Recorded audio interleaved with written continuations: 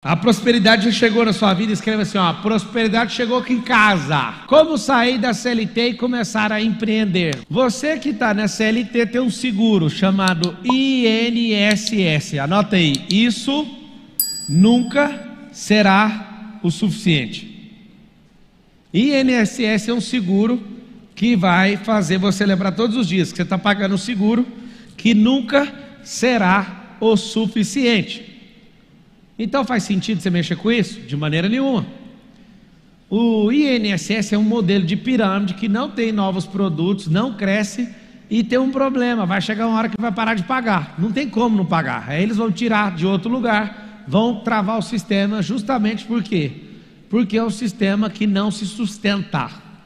Então você tem que entender isso, é um tipo de pirâmide, mas não pode falar demais, então alguém arruma problema para mim. E a CLT? A CLT é um sistema de segurança, de estabilidade que faz você ficar a sua vida inteira num nível. A faculdade, a escola, eles desenham você para você ter uma certa mentalidade. Que mentalidade? A mentalidade de ser apenas uma peça do sistema, um trabalhador. Nenhuma faculdade ensina você a ser empreendedor. Por isso que pessoas têm prosperado muito nesses dias, nessa geração, ensinando isso. Por isso que os maiores empreendedores do Brasil estão ensinando e tendo muito resultado com isso, as pessoas que estão aprendendo. Por quê? Porque não se aprende em outros lugares. Por mais que você seja filho de alguém que seja empresário, você não aprende a tocar uma empresa, você assiste a tocar uma empresa, e muitas das vezes essa empresa não é bem gerida, é isso que acontece. Ela não é bem gerida, e esse é o problema que você enfrenta. Então você não, mesmo tendo um pai, mas a maioria não tem um pai empreendedor, você vem da escola, na igreja não ensina, seus amigos querem saber só de ganhar dinheiro para pagar as contas. O que acontece? Você vai se curvar para os braços da CLT. O que acontece? Eu, Pablo Marçal, fiquei 13 anos trabalhando para os outros. Como que um cara igual eu suportou trabalhar 13 anos para alguém? Eu queria que você respondesse por mim. Vamos lá, população residente segundo o sexo e o grupo de idade. Olha o que está acontecendo. Aqui está falando sobre a natalidade, idade média da população, longevidade e outros temas. O que acontece? A população está ficando velha e isso aqui mostra que a pirâmide vai ter um problema. Quando a pessoa vai ficando mais velha, vai ter menos arrecadação. Como que faz uma nação ficar velha? Menos força de trabalho sendo gerada. Então uma nação que tinha 10 filhos, depois foi para 8, depois foi para 6, depois foi para 5, para 4, para 3, para 2, para 1, e agora a média de filhos já não é 1 mais, é meio, ou seja, tem que juntar 2 famílias para sair uma criança. Então, tendo uma média terrível dessa, já está cronometrado a gente tomar um colapso. Nos próximos 20 anos, essa tal isso nunca será o suficiente, que é o INSS, vai ter um colapso generalizado, porque não estamos renovando a força de trabalho. Vai ter mais gente aposentada do que gente economicamente segurada, pagando para sustentar isso, porque as famílias não estão tendo filhos. Vocês estão entendendo ou não? A PEA, que é a população economicamente ativa, vai diminuir. Significa o quê? Que vai ter um colapso nessa pirâmide. É uma pirâmide. Então, sabendo disso aqui, eu te falo, um banco X vai quebrar. O banco X que vai quebrar, você tem coragem de colocar dinheiro nele? Sim ou não? De maneira nenhuma. Vamos deixar um negócio bem claro. Quando um país começa a ter um despertar na empresarização, vocês vão escrever todo mundo esse código. Empresarização.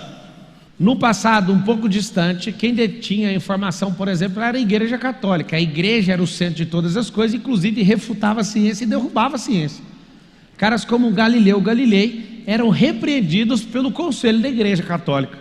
E os caras falavam, você está errado e você tem que voltar atrás. Depois de 100 anos, perceberam que ele estava certo. Aí um papa de 100 anos depois fala, mano, é o seguinte, perdão, a igreja errou. Quem detinha a informação eram pequenos grupos. Ok? Depois disso, a informação começou a ser democratizada. Nunca na história do mundo um bilionário para dar aula de graça para alguém. Isso nunca aconteceu. Nunca na história do mundo, não tem relato, já procurei. Não existe. O mais que aconteceu são bilionários falando em suas confrarias para os seus sócios, o estilo de mastermind. Mas falar, esse tanto de gente rica abrindo a boca, esse tanto de gente não precisa de R$1 através do ensino, abrindo a boca pela necessidade de destravar esse povo, essa é uma grande e surpreendente geração, então não tem como você escapar. As professoras das minhas escolas mandam sempre uma pergunta assim: você quer que eu ensino empreendedorismo, mas eu sou trabalhador aqui, eu sou CLT. Aí eu falo, primeiro você vai explicar o conceito e nós vamos rodar isso na prática, mas eu quero que vocês prosperem e empreendam, porque eu quero contar essa história na escola. Na hora que um aluno der um checkmate em você que está ensinando isso, você fala, pois é, mas é nessa escola aqui que as professoras começam a prosperar e empreendem, em outras escolas não existe. O que o seu pai está ensinando, o que o Marçal, que é o líder desse momento, está ensinando, ele está colocando as pessoas para empreender. Então vamos lá. Entre julho de 2021 e julho de 2022, o país registrou cerca de 6,5 milhões de pedidos de demissão de trabalhadores com carteira assinada. Trata-se de um recorde histórico. Apesar do alto índice de desemprego, a inflação persistentemente alta e uma taxa de juros fortemente contracionista. Que efeito que é esse aqui, ó? Esse efeito chama-se Marçal, Flávio Augusto, Wizard, esses caras todos que estão lutando, abrindo a mente das pessoas. Esse é um efeito da nossa confraria. Aí você fala, mas como? Os principais players do mercado hoje estão ensinando as pessoas a ganharem dinheiro do digital, na empresarização, e isso aconteceu o quê? Com acesso a essas informações e esse desbloquear, algo interessante está acontecendo. Há uma explosão de pedido de demissão voluntária. Qual que era a mentalidade no Brasil? Inclusive eu já tive essa mentalidade como trabalhador: não saio daqui se você não der meu acerto. Então era normal que a pessoa se matasse a vida inteira dentro do negócio e ficasse lá refém até o dia de acontecer o acerto. Só que está acontecendo uma mudança de mentalidade no país. Qual que é a mudança? Não vou ficar mais nem um segundo aqui, eu vou pedir perdendo o meu direito, porque eu prefiro o meu dever. Eu quero todo mundo escrevendo assim, ó: eu prefiro o meu dever. O seu dever é prosperar, o seu dever é multiplicar capital, multiplicar talento. E você que fica preso nisso, eu sei que você fica, porque eu fiquei 13 anos. Vocês estão no YouTube, pega o link, leva para os grupos de WhatsApp e escreve, cola aqui rapidão que é a sua chance. Escreve isso. Depois que você fizer, escreve garçom pago. Pablo Marçal é seu garçom. E se você compartilhou, eu quero que você escreva garçom pago. O garçom, quando ele sabe que você vai dar uma gorjeta, o que ele faz? Ele te entrega as melhores coisas. Certa vez fui com um amigo, ele fez um ato de ignorância. Chegou no garçom, rasgou a nota de 100 ou era de 50, rasgou a nota, pôs no bolso do garçom e falou: a outra parte fica comigo se você atender bem. Foi muito massa. Apesar de não recomendar que você faça isso, porque rasgar dinheiro é crime. Ele rasgou o dinheiro, pôs no bolso do garçom.